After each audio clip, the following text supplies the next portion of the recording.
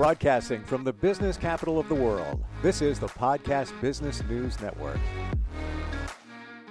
And welcome back, everyone. If you feel like you're stuck in life, things aren't moving forward, or maybe that applies to your kids, there's some issues going on there.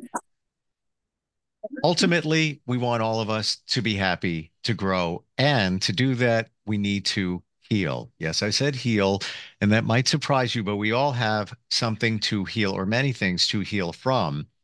How do you do that? How do you get that done? You have a Lotus experience. That's the name of her business.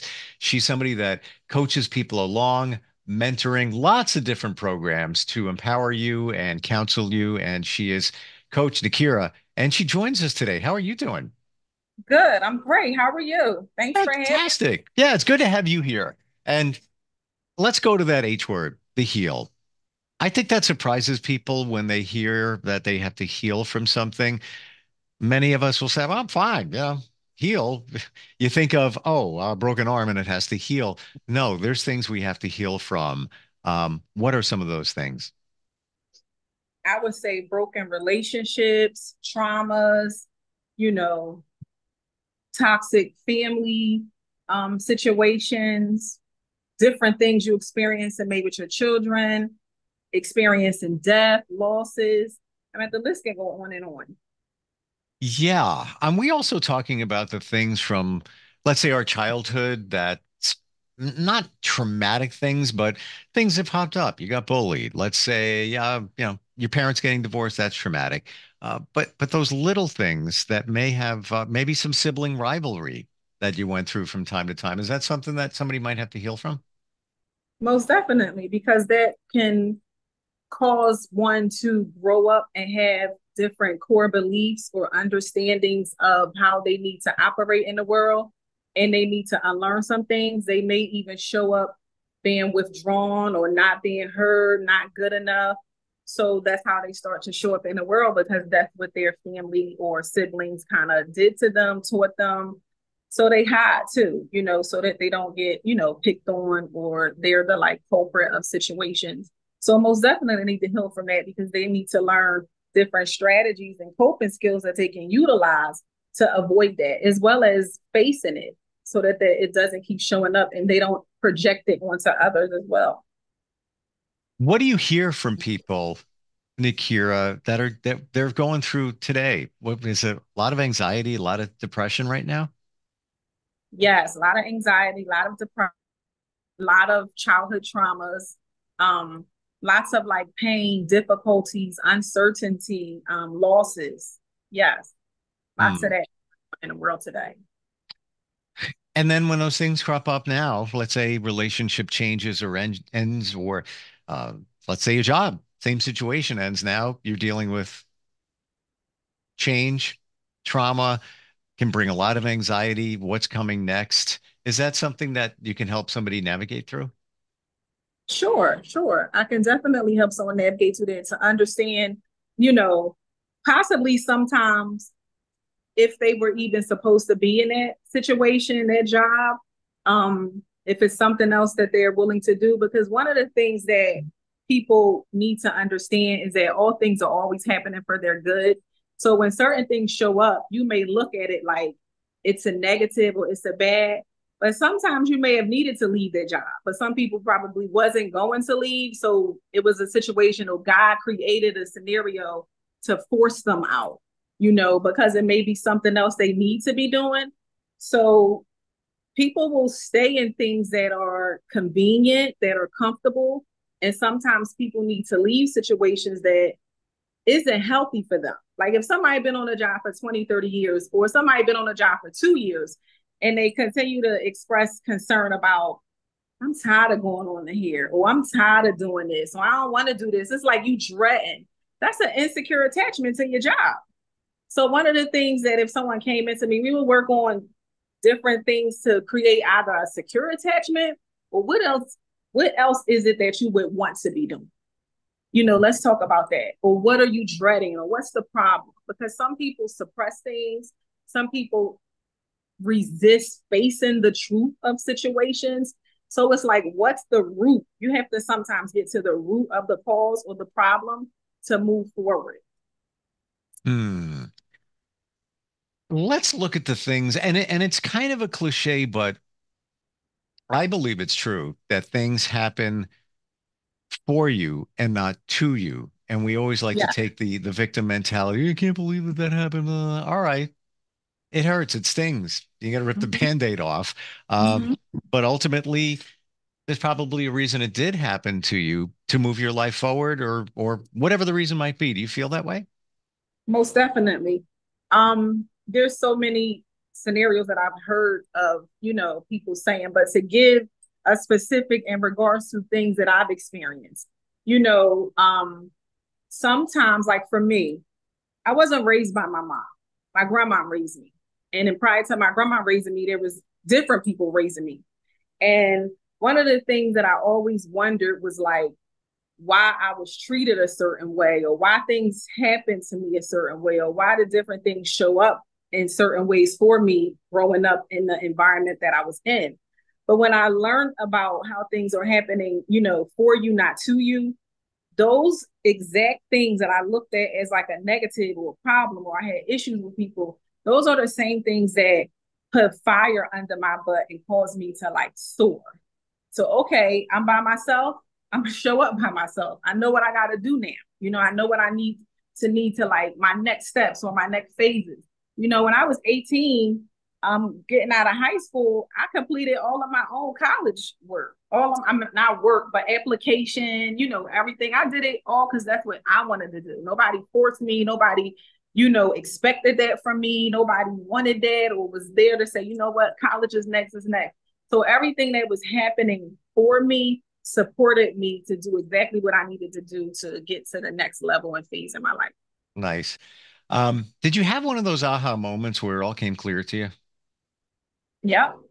Yeah. Yep. And a part of that, I learned later on, and I didn't know then, but a lot of that was acceptance. Sometimes you got to accept people for who they are, things for what they are, and just try to understand, okay, what do I need to do with this? Because they're not going to change. It is what it is with them. So now I can either remove myself or do what I need to do to better myself. And that's what I did. I started to, sow my royal oats, if you will, like, look into different things, go into different spaces to try to, elevate myself and my mind. And that's another thing that people fail to realize is that a man is as he thinketh. So as you continue to think negative or see yourself in negative, that's what's going to show up. So in order for you to want better, you have to think different. That's a really good point.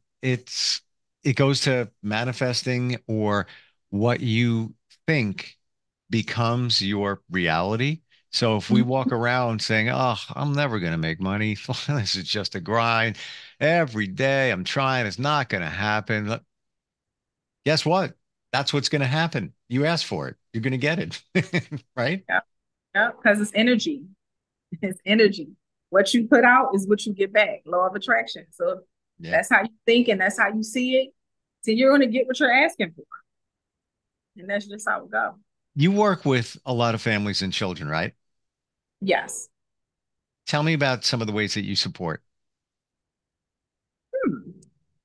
I support in many ways. Let's say, example, I support children. Like I'll give you mother daughter for instance. Sure. I support mother and daughters to cultivate healthy relationships with one another. For parents to understand their child, even the timing. Like, when that parent was growing up, the timing is different. Things have changed. So, you may not agree with some of the things that's going on or what's showing up or how your child is acting, but at least try to learn, what those triggers are, what's going on, what are they exposed to, that maybe you could do something different.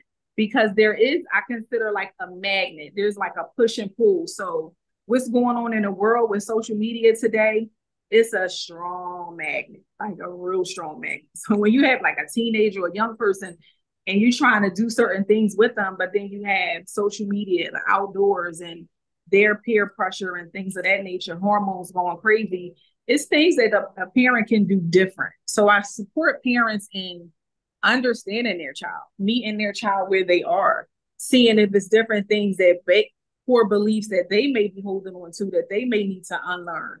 Maybe they need to start parenting a little different, because most people will parent like their parents or opposite from their parents. So it's like understanding, why are you parenting that way? What's your reason? You know, is it any way you're willing to shift? And then there is a paradigm shift for them to understand, well, maybe I need to be doing something different. Maybe I can approach them different. Maybe I am too hard. You know, sometimes people have to understand, is it them or is it me?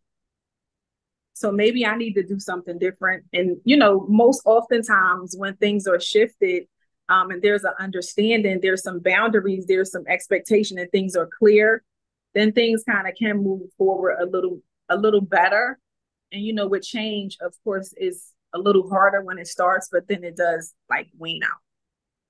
I had this conversation the other night with somebody who I recently met, and we were just talking and about the way we parent many times is the way our parents parented us.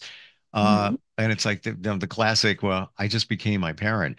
But sometimes maybe it's not the best thing until you Mm-hmm. realize that, oh, wait a minute, I'm doing what they did. Well, I got to put a stop on that. The programs that you have programs specifically or workshops or groups specifically for boys and girls, right? I have Evolving Mentoring is my girls nonprofit that I have that's specifically focused on girls. Now, when I work with boys, it's more so from a therapeutic perspective if they come in for counseling. But my girls mentoring program, I focus specifically on young girls from the age of 12 to 21. I love the fact that you also work with moms and their daughters because there's can be a lot of challenge there, especially when you get to the teenage years. Mm-hmm. And Tell me, mothers, go ahead, I'm sorry. no, just tell me more about it, please. So I was going to say too, there are a lot of experiences that parents fail to look into when parenting in regards to their own experience growing up as a child. So you have to look at like different things that you didn't like, different things that you did like, different things that you did, different things that you wanted to do that you couldn't do. Think how your parent parented you, because there's sometimes often dysfunctional parents, emotionally unavailable parents. There are toxic parents. There are narcissistic parents. So it's a lot of different types of parenting styles and even characters in parents that also rub off on them. So when you start parenting, being self-aware is very, very important. And I think a lot of people fail to look within to check in to see, oh, how am I? What's this or what's that? So that they kind of understand how they operate. Because you know yourself best. So people, I feel, should start checking in more, being more self-aware. And then the self-love thing is very important because a lot of times people are just really surviving instead of thriving. So Mm. when they understand it, just really surviving gets in the way sometimes of parenting because you just want to like go, get this done. And sometimes you gotta take a pause, be still, be present.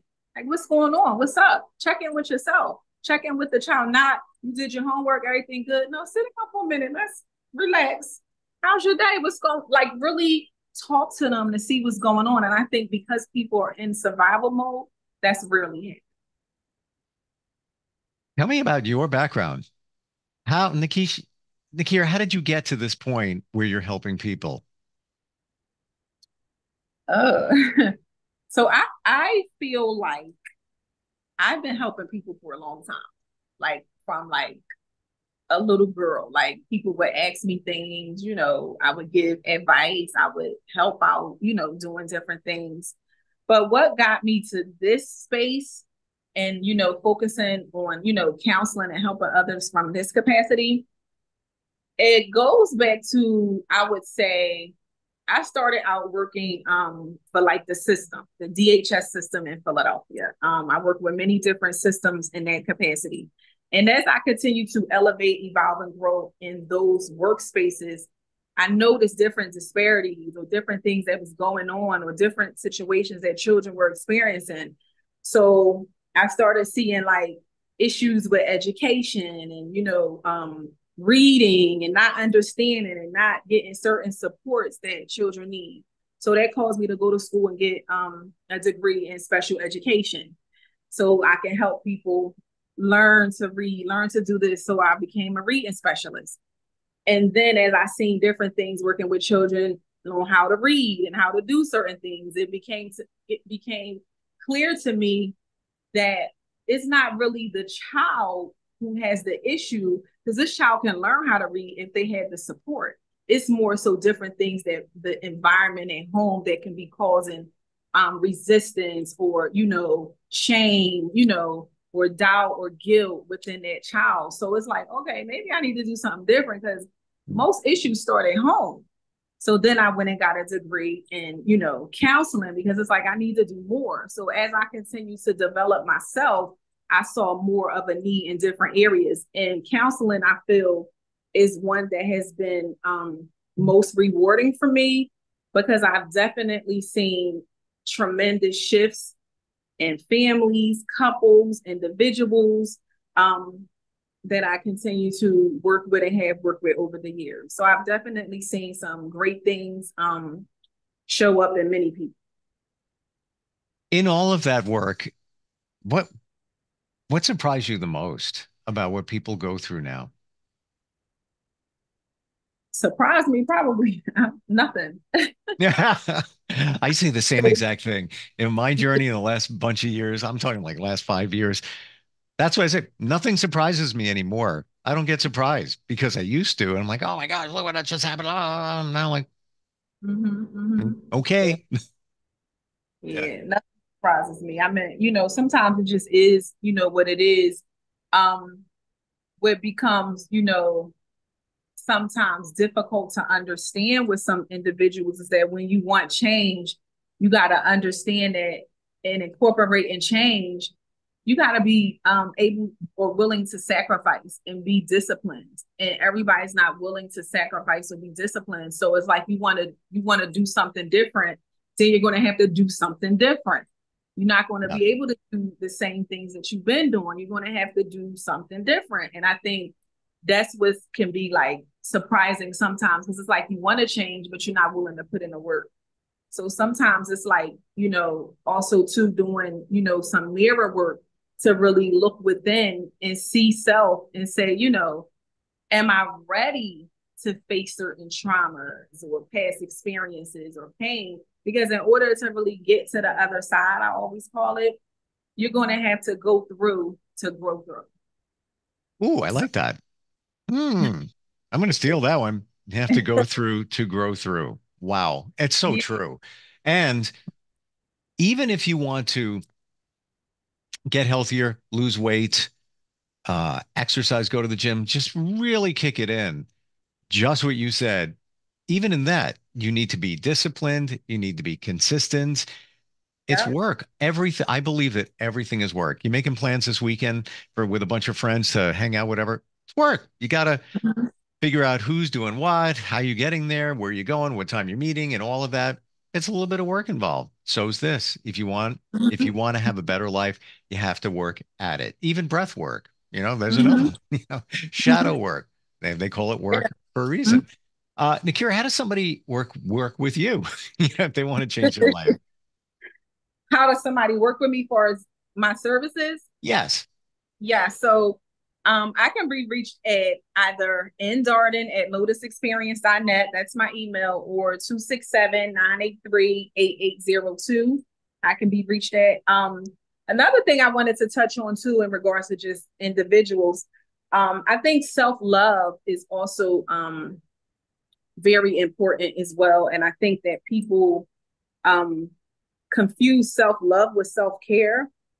And I think people aren't always willing to acknowledge or face the fact that what you're doing to yourself isn't self-love. You may be hurting yourself consciously or unconsciously, but when it's brought to your attention, don't fight it, defend it, or resist it. Sometimes people just need to accept truth or allow them to see their truth. Because when you don't see your truth or face your truth, you're not going to change because you don't see an issue with it. But I think self-love is very important, very important. And one of the things I would recommend for somebody to do to start supporting themselves with self-love is working on the different areas of intimacy.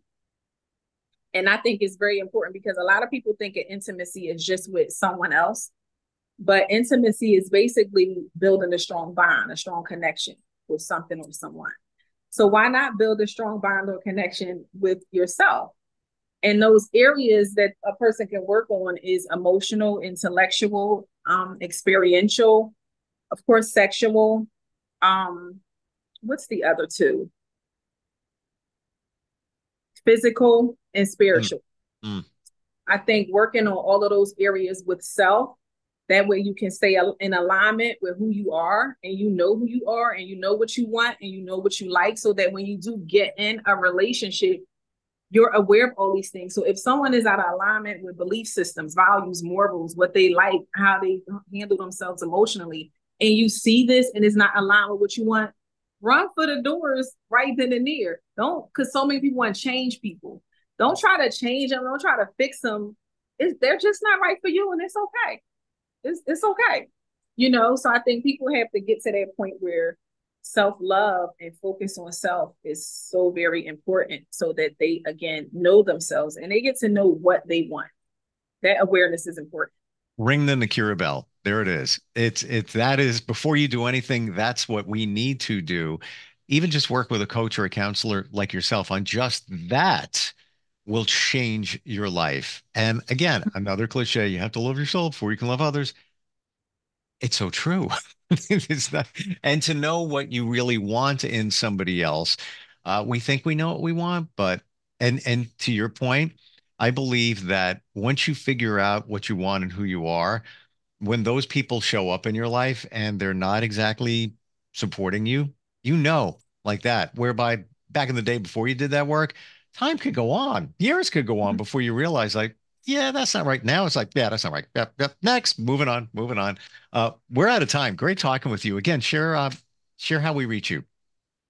You can reach me at 267-983-8802. Also in Darden at lotusexperience.net. And thank you for having me. Oh, well, thank you for being here. Learned a lot today, backed up some things that I thought. And there are people that want to help, and you're one of them. So I appreciate that. Yes, no problem. Thank you. We'll catch up soon. We'll be right back. Are you looking for even more of the podcasts and hosts that you love? The Podcast Business News Network is proud to announce that you now have even more ways to listen live. Check out the MyTuner Radio, online radio box, and Simple Radio apps on iOS and Android, or find us online. Search for Business News Network on mytuner-radio.com, or search Podcast Business News Network on streama.com and onlineradiobox.com/US. Take your podcast on the go and don't miss a minute of the action.